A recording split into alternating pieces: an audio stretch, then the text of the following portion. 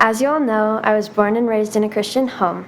I've always been taught to read my Bible, to pray before eating, and to go to church every Sunday. Deep down, I always knew that God was real, but he was never really mine.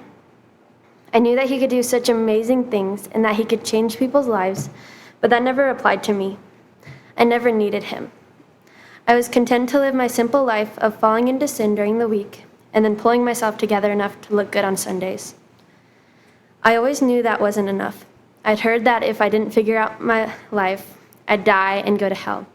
But I'd convinced myself that living a life for God wasn't as fun as living a life for myself.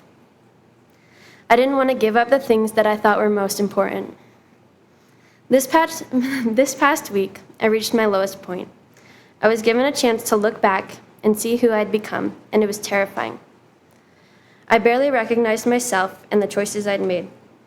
My parents talked a lot with me and were willing to listen as I tried to work through everything. I think when you reach that level of brokenness, there's only one person you can turn to, and it finally clicked in my head. One thing that shocked me was that I thought it would take forever to find God again. But what I found was when I turned to him, he was standing right there with open arms.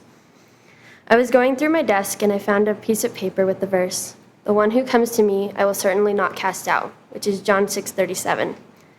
I've heard this verse countless times, but it spoke to me on a completely different level.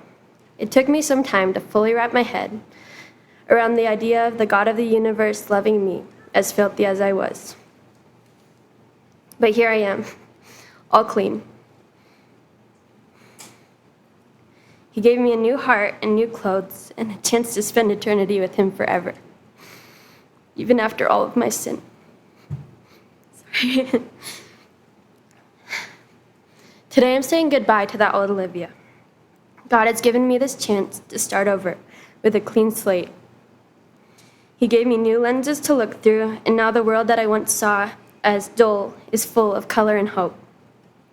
I want nothing more than to live a life that is pleasing to him, and I can't wait to see what he has next. I want to thank God for loving me first of all, then my parents and siblings. But thank you to each of you as well for the support and love you've shown me throughout the years. Every one of you has played such an important role in bringing me to this point in my life, and I'm so thankful.